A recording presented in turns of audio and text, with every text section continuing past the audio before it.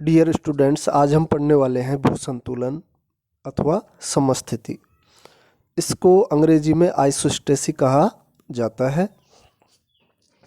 देखिए, समस्थिति शब्द का प्रयोग सर्वप्रथम अमेरिकी भूवैज्ञानिक डटन द्वारा किया गया था।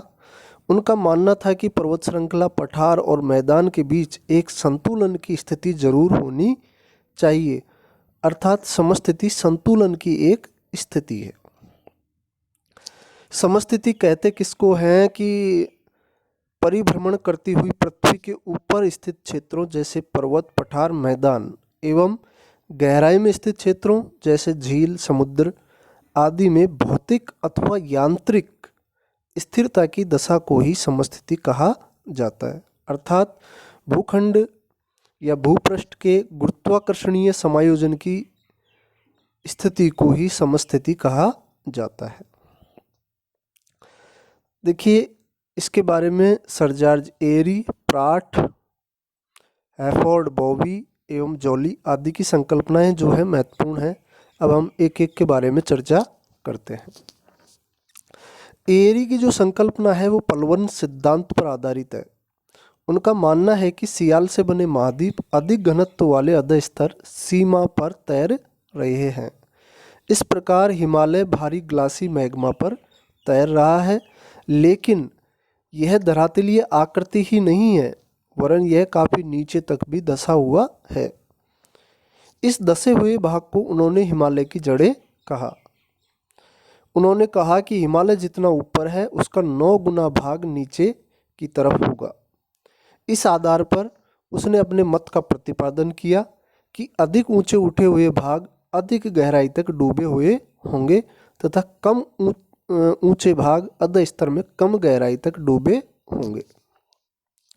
एरी के अनुसार पुनः विभिन्न स्तंभों का घनत्व बराबर है एवं उनकी गहराई अलग अलग है, अर्थात महाद्वीपीय भाग एक ही प्रकार के घनत्व वाले चट्टानों से बना है, परंतु उसके विभिन्न भागों की गहराई में पर्याप्त अंतर पाया जाता है। इस बात को उन्होंने विभिन्न लंबाई व आकार के लकड़ी के टुकड़ों को पानी में डुबोकर प्रमाणित किया। जैसा कि एरी के संतुलन स्थिति का जो ये डायग्राम बना रखा है उसमें स्पष्ट हो रहा है कि जो भाग पानी में जितने ऊपर है लकड़ी का भाग, उतना ही वह अधिक गहराई में डूबा हुआ है। ठीक है। अब एरी की आलोचना की बात करें तो यद्यपि एरी के मत को वर्तमान समय में सबसे अधिक समर्थन प्राप्त है, फिर भी कुछ दोष हैं। उन्होंने कहा कि प्रत्येक ऊपर स्थित भाग अपनी ऊंचाई के अनुसार नीचे की तरफ जड़ें रखते हैं। यदि इन जड़ों की कल्पना हिमालय के संदर्भ में की जाए तो इतने अधिक तापमान पर इन जड़ों का पाया जाना भ्रामक प्रतीत होता है, क्योंकि प्रत्येक 32 मीटर की गहराई पर 1 डिग्री सेल्सियस तापमान बढ़ता जाता है। अब बात करते हैं प्राट की। तो प्राट के अनुसार पहाड़ों का घनत्व पठारों से कम एवं पठारों का मैदानों से कम तथा मैदानों का घनत्व समुद्र की तली से कम होता है, अर्थात ऊंचाई एवं घनत्व में व्युत्क्रमानुपाती संबंध होता है। जो स्तंभ जितना अधिक ऊंचा होगा उसका घनत्व उतना ही कम होगा एवं जो स्तंभ जितना नीचा होगा उसका घनत्व उतना ही अधिक होगा। प्राट जो है क्षतिपूर्ति तल नियम में विश्वास रखते हैं। उनके अनुसार क्षतिपूर्ति तल के ऊपर घनत्व में अंतर पाया जाता है, जबकि इसके नीचे घनत्व समान रहता है। एक स्तंभ में घनत्व नहीं बदलता, परंतु एक स्तंभ से दूसरे स्तंभ में घनत्व में अंतर पाया जाता है। उन्होंने विभिन्न धातुओं के स्तंभों को पारा के पात्र में डुबोकर संकल्पना की पुष्टि की। उनके अनुसार पारा तल पर तैरते कॉलम की ऊंचाई अलग अलग होती है, लेकिन पारे के अंदर वे एक समान गहराई पर होते हैं, क्योंकि जड़ निर्माण में उनका विश्वास नहीं था।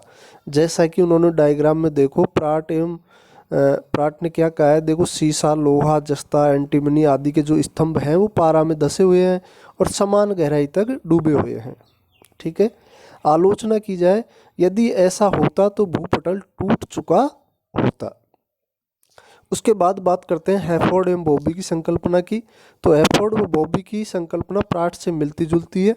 हैफोर्ड के अनुसार भूपृष्ठ के नीचे अलग अलग घनत्व के भाग विद्यमान है, परंतु धरातल के नीचे की तरफ 100 किलोमीटर की गहराई में एक ऐसा तल है जिसके ऊपर की तरफ घनत्व में अंतर होता है तथा नीचे की तरफ घनत्व समान होता है।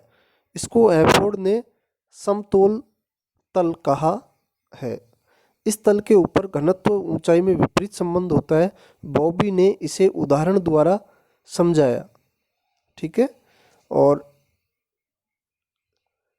हेस्केनियन का मत भी प्राट से ही समानता रखता है।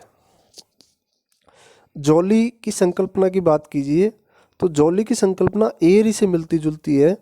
जॉली ने हैफोर्ड एवं बॉबी की उस प्रस्ताव को नहीं माना जिसमें क्षतिपूर्ति तल को 100 किलोमीटर की गहराई में माना गया है। जॉली के अनुसार 100 किलोमीटर की गहराई पर तापमान 1500 डिग्री सेल्सियस से अधिक हो जाता है, जिसमें कोई भी चट्टान ठोस अवस्था में नहीं रह सकती, अर्थात वो पिघल जाती है। उनके अनुसार क्षतिपूर्ति तल एक रेखा के रूप में न होकर एक क्षेत्र के रूप में है जो 16 किलोमीटर की गहराई पर अवस्थित है।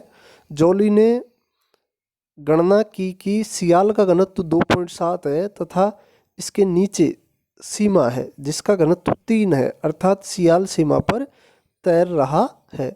होम्स जो थे उन्होंने भी एयरी की जड़ संकल्पना को अपना समर्थन दिया। इस सिद्धांत की महत्वता की बात करें, इस समतोल तल या समस्थिति की जो महत्वता इस रूप में है। देखिए, पहला, समस्थिति सिद्धांत पर्वत निर्माण के संबंध में प्रतिपादित अनेक विद्वानों को परखने की एक अचूक कसौटी है। दूसरा, भूपृष्ठ के किसी भाग के ऊपर उठने तथा नीचे धंसने की क्रियाविधि को भी समस्थिति सिद्धांत से भली भांति समझाया जा सकता है। इस प्रकार हमारा टॉपिक होता है ख़त्म। आप इसको तैयार कीजिए। धन्यवाद।